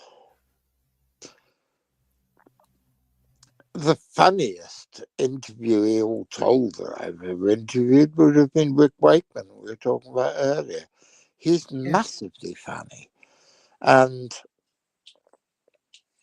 trying to do a conversation with him to get out the information you need to get out from him about his new record or whatever is impossible because he's so funny. He makes you laugh so much you wet yourself. Does he believe in paranormal? Rick? Mm. Don't know. I've never asked him. Oh, we should ask him. Oh, I will sometime. You should get him on this show because it doesn't matter how famous you are, that doesn't come into it at all. We'll just take the piss out of each other and that'll be it. You'd love it. Rick's great fun. I've been working for him or working for the company, working for his record company for years. Yeah. It's my legitimate day job. Well, good because I've spent my whole life, my legitimate day job has been hanging around in bars with celebrities, which suits me down to the ground. I'm quite good. If you speak to Mr. Ant, you tell him that time's ticking. I need him to get his arse here as quickly as possible because he's getting on in years. I need him to be able to keep up with me. Mr. Ant? Mr. Adam Ant. Oh, always wanted to interview him. He'd be great, wouldn't he? Oh, he'd be fantastic to have on a show. I'm a big fan of him as well. I saw him a few years ago. I saw him when he did the tour for his last album, the Bareback Cavalier, or That's right, yeah. The Bareback Hussar. Bareback Hussar. That wasn't too bad. Wow, it's like 10 p.m. there. Well, No, what it's time not. is it? It's like 9:30. 23 minutes past 9. What do you think paranormal is? BMO Creative wants to know. It's a good question. Well, I don't like the word paranormal. I just think this shit is perfectly normal. It's just we don't understand how it works yet. I know what paranormal is. This is abnormal, and this is paranormal. It's one above abnormal. No, but I think both of them are part of normal. It's just that they are defined by laws of science we don't understand yet. I think we are paranormal. It's us. I think you're closer to the truth than you believe there. I think it's us. Oh, yes, dog, you're paranormal, aren't you? No, he is just abnormal.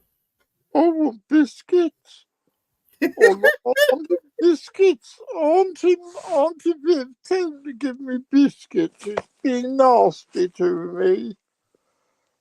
Rob is just very special, and Rob has special needs, which makes him special. So this is the dog. He needs biscuits. Oh, hello, Andy. Hello. Hi, Andy. Hello, Andy. Hello.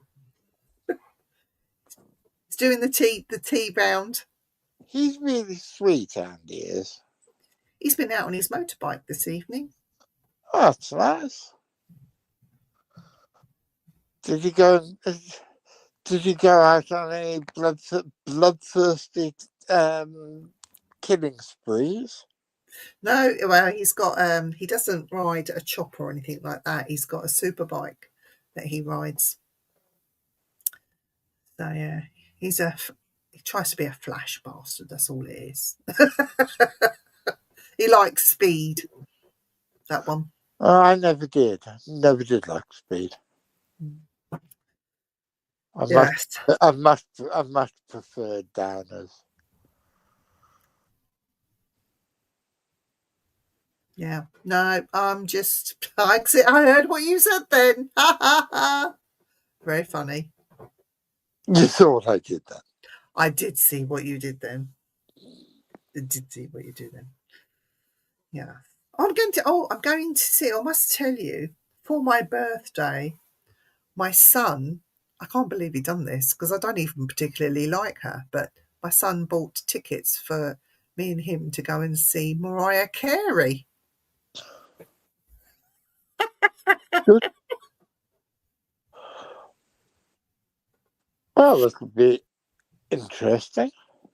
Yeah, I think he wanted to go and see Mariah Carey, and I was the excuse to go. I think that's what he's done. Well, I hope nobody buys me tickets to go and see Mariah Carey. I hope it's a good gig. Oh, it will be. And where are you going? Sandringham. Golly, I didn't know they were doing gigs there. They're doing gigs at Sandringham. Maybe the King will be the warm-up act or something. He could be, couldn't he? Or we could watch the Queen. Oh, Camilla, she could get up there and do a turn. The study of anomalous events we can't prove, but have tons of subjective evidence to suggest it's real between humans' projection to an actual event. Now that's deep, Bobby. Yeah, that's right, Bobby. I agree with you totally. Yeah, that's just what I said earlier. Oh, shut up, you. It's the anomalous events that we can't prove. When we can prove them, we'll only be able to prove them when we can ascertain how they work and why they work and when they work. And that's what I've spent my professional life doing. I know it sounds very silly. I've been spent the whole evening in bed wrestling with my dog and half the time wearing a chicken mask, talking about being professional, but the rest of the time been making drug jokes. But this is what I've spent my professional life doing. Yeah. And lying around in bed making drug jokes wearing a chicken mask. The thing is, with this particular show, you can just be yourself. You don't have to put airs or graces on. You can talk about what you like within reason.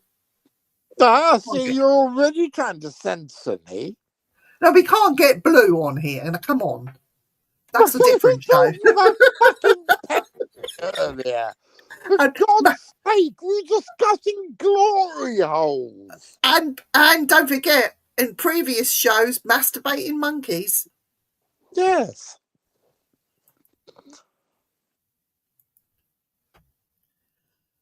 The only ones in the UK that do work. Oh, I see what you're saying. I had to think then. People getting rid of their PIP payments and stuff like that. The governments. I think that's what he's talking I hope about. they don't get rid of mine. I don't think they can. I think it will be means tested. That's what worries me. Well, you can't even bloody walk. No. I can't. Not with maggots going in your holes and things. That's really dirty, that. That's you. Get your mind out the gutter. You were the one who started talking about that I could say anything I wanted on this show. Well, you can. So it's all your fault, Vivian.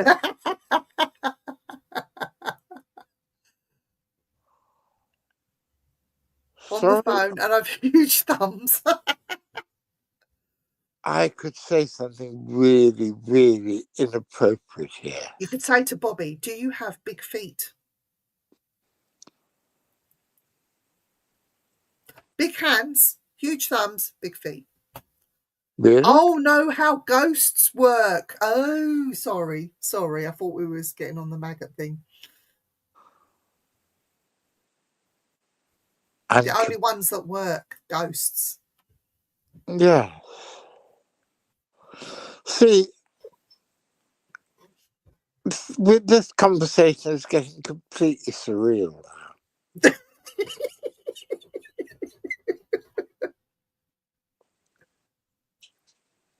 Bobby says, don't let the dog see the cat.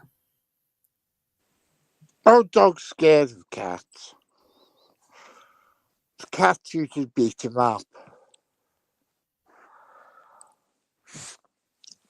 And when I go to sleep at night, I've got the dog curled up by my side. I have the cat curled up on my shoulder. And quite often the cat will hold the dog down and wash him. So, Do you know what? Your house is pretty old and pretty haunted. yes. Do all your animals react to phenomena in your home at the same time, or do some react and some don't, or like humans, some react and some don't? No, because the animals are never all in the same place at the same time.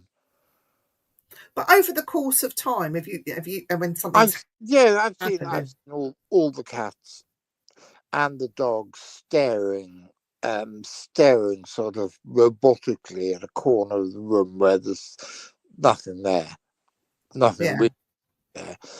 And I've seen them looking, staring into the doorways where people have seen ghosts. So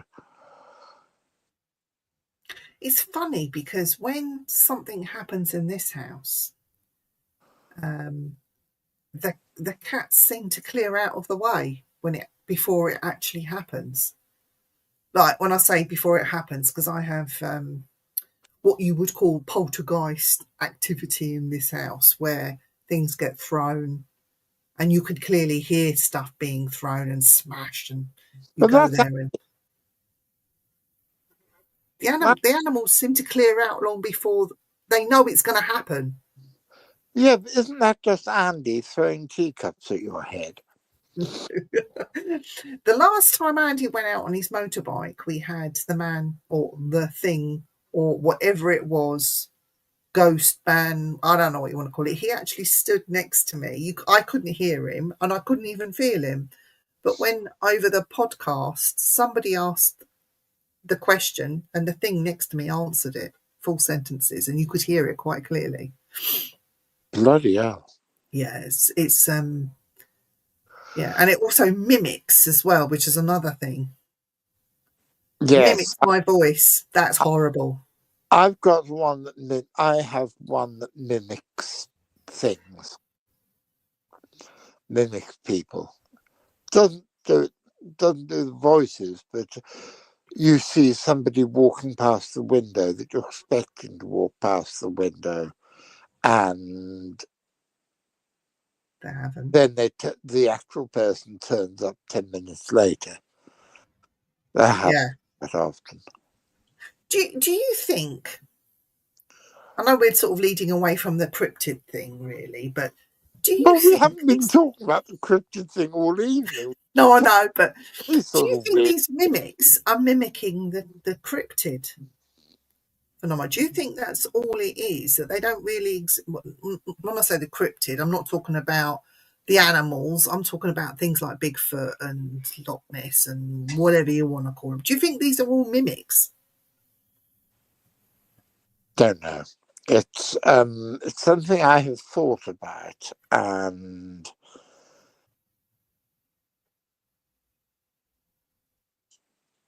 it's something it's one of the things I'm looking at in my new book that I'm writing. The wood woes, are they mimics? Oh, for Christ's sake, dog! He's having a lick.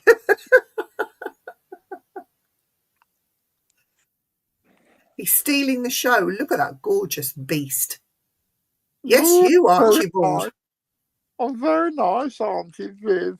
I'm quite a good boy.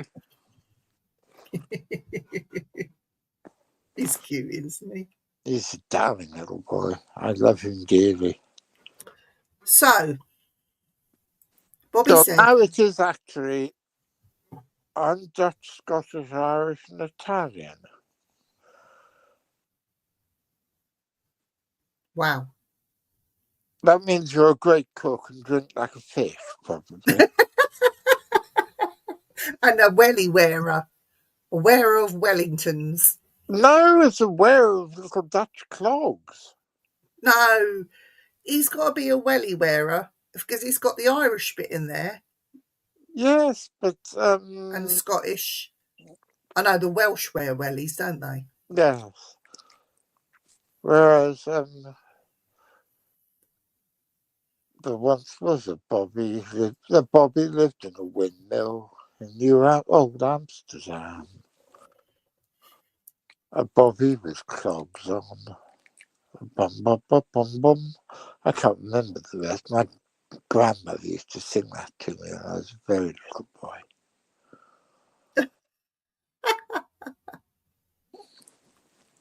I haven't thought about it in about 60 years. So. We got windmills here where I live. And I'm Yeah. not even in Holland. Do they have mice living in them with clogs on? No. One of them has been left to rack and ruin, and now I think they have bats that roost in one of them. Another one, the sails have now been taken off, but that has seen UFO phenomena around that.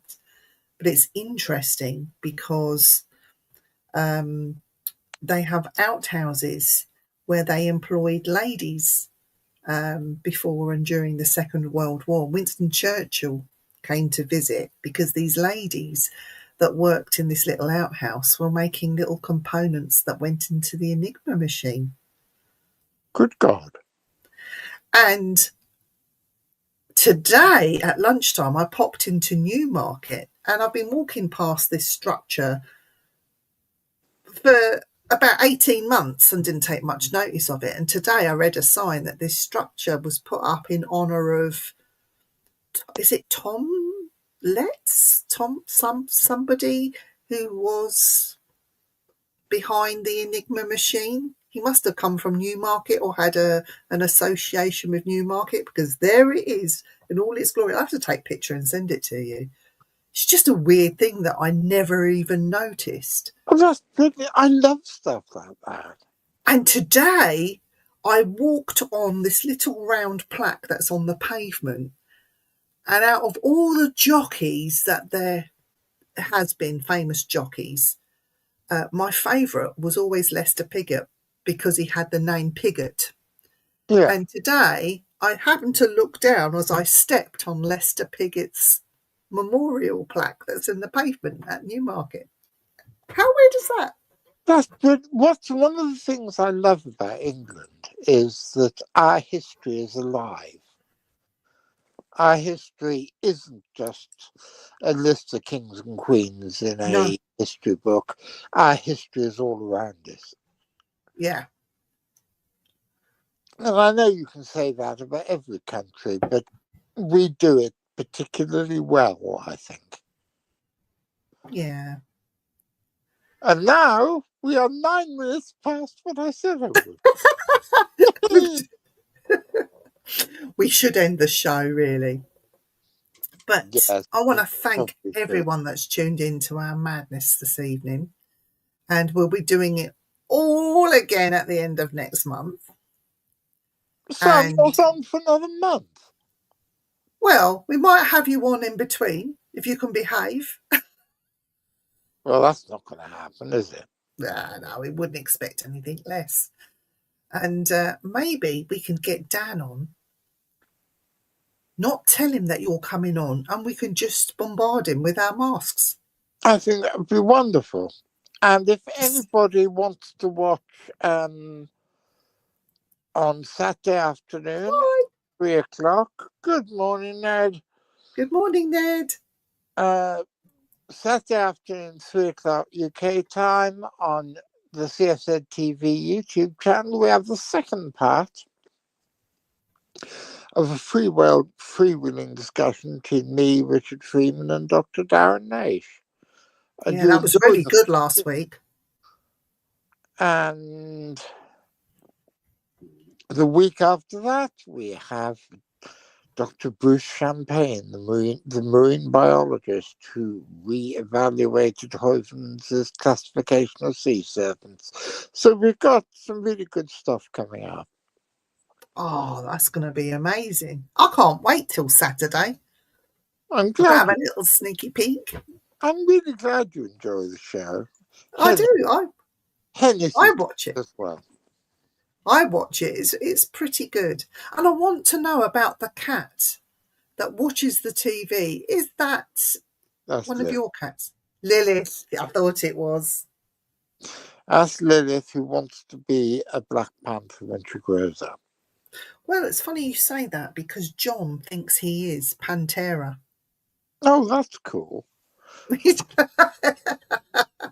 When anybody visiting my house is stoned or pissed, which does occasionally happen, if they're walking upstairs to go to the loo, they usually have a heart attack when they see there is a full-sized Black Panther on the stairs. It's a cuddly Black Panther that I bought on eBay for a film I was making.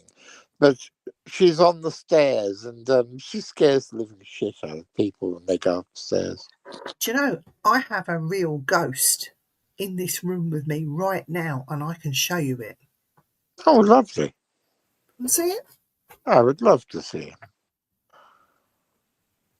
Ooh, what's his name? He hasn't got a name. He's just called Ghost.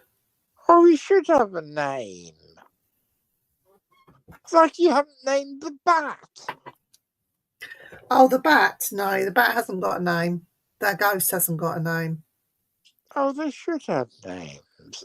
But then again, I name everything. So, oh, what the hell have you done, you stupid animal? The trouble is that Archie is nearly 17. His eyesight is going. And he thinks that he can jump up on things the way he used to, and he can't. And he jumped up. So I've got a stool that my granddad made me when I was a little boy by the side of the other side of the bed, not my side, the side which occasionally is occupied. And Archie uses that stool to get up and down, but this time he ran straight into it and knocked it over. Silly dog. Oh. But no, he's full of character and full of life and full of beans, and we love Archie for that. Oh, I think he's got another few years in him yet. Oh, yeah, easy. Easy peasy. Jonathan, before we go, Ned's asking a few questions. She says, I hope you're doing great. I'm doing as great as one could ever expect a cripple with a bad foot to be. How many animals do I you have? Very few at the moment. I used to have far more. I've got 4 cats, a dog, and a fish. The fish is called Monty.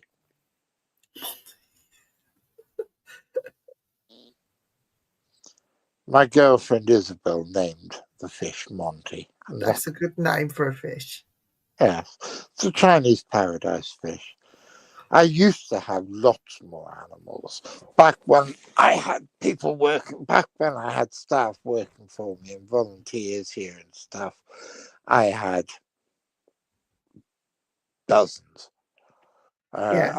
So I had three aviaries and about 20 fish tanks and all sorts of stuff. But not anymore. No. I'm downsizing massively, so I can move. I'm moving back into my little house in Exeter and selling this place. It's too big and too tumble down for an old cripple. Could you not turn it into a museum? I tried. Ugh. But to be quite honest, it's not safe to live in anymore. It's falling apart and I haven't got enough money to keep it going. Yeah. And the mortgage rates now are so stupid high. So I'm going to be best about 100. I'm going to be something like £1,000 a month better off when I move to Exeter. Yeah. That'd be good. And I'm going to have to get rid of quite a lot of stuff. But the important thing is I'm not going to get rid of any of the old family things. I'm not going to get rid of my books and my guitars. No. The rest of the stuff I have, it's just stuff. It doesn't matter. Sell it. Oh, I'm going to sell it. I'm selling or throwing away or giving it away. I'm trying to give away as much as I can. Yeah. I'm giving away an awful lot of it to Guinevere. She's having all my fish tanks, all my vivariums, and all my cages. I've created a monster there. I gave her little boys a pair of African land snails as a birthday present, because I thought it was a great pet for little boys. Yeah. Have they bred yet? Oh God, they bred within about 3 weeks. Gwyn, God. Wait for it. Gwyn at one point had 420 African land snails. Then she got bitten by the bug and rescued some more. And then she started keeping and breeding all sorts of other species of tropical snail. And then she started to collect praying mantises. She's now got 20 of them. Oh, brilliant. And she's got millipedes and stick insects and everything. So the CFZ Zoo continues, but it's at Gwyn's house, which is only about three streets away from where I'm going to be living in Exeter. So I will probably end up having some of them at my house. Oh, bless her. That Oh, is so funny. I'm sure I will, because I like insects, and I'm quite happy to have somebody else's tropical snails to vaguely look after, and they can pop over twice a week to make sure they're okay. Yeah. That's brilliant. That is so funny. I'm probably going to have to rehome 2 of my cats. Bring them here. Are they females or males? Females. Are they done? Yes. Are they house cats? No. Oh. They live in the house, but they go out. They do go out. We can find homes. It's no problem. They can come here. Can't they, John? Do you want some more girlfriends? Not that. He's like going to say, not that fucking weirdo Squeaky. So the trouble is, my first wife always said that you should always be careful what you name animals, because they grow into whatever you name them. Which is why when people have a little pit bull puppy and call it Satan, and it then becomes large and fierce.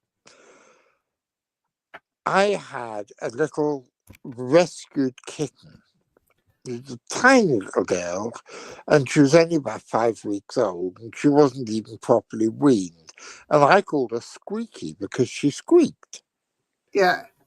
I'd forgotten the Squeaky was one of the Manson family. And she's growing up into the most psychotic cat I've ever known.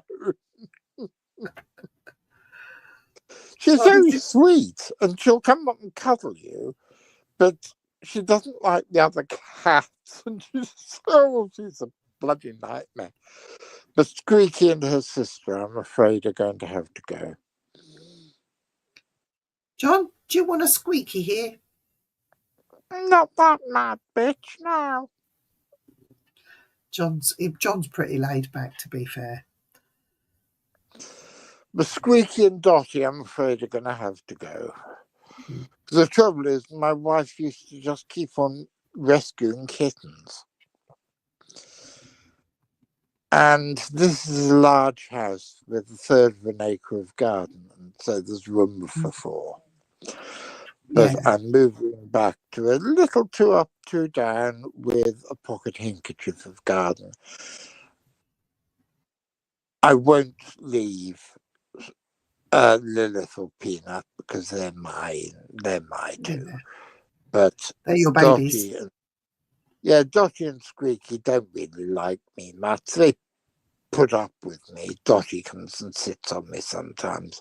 They put up with me, but they won't really care if they're somewhere else. Don't put that in the camera, for God's sake. Yeah, well, he's just trying to show what pegging is. I'm going to find out about that from Nico when I see him. Oh God, I do want you to film that conversation. We'll film it. We'll film it. Right, guys. So who have you got on next week? Next week, I have no idea. I haven't even looked at the diary, to be honest. We'll have somebody on next week. You have a cat sitting on your diary. The diary is on the phone. But we will have somebody next week. But in the meantime, they need to be getting on the CFZ website. Have a little look on there. There's lots of news, publications, all sorts. So check it out, guys. Go on the CFZ website. 3:00 on Saturdays. Get on YouTube. Have a look at CFZ TV. It's amazing. It's fun, and you might learn something. And hopefully Dan will be back next Wednesday. So you better come back, because Hennis and I have queued up an awful lot of jokes, an awful lot of Dan jokes. Right. we're going to end it here. Thank you for joining us, and we will see you next week. Take care.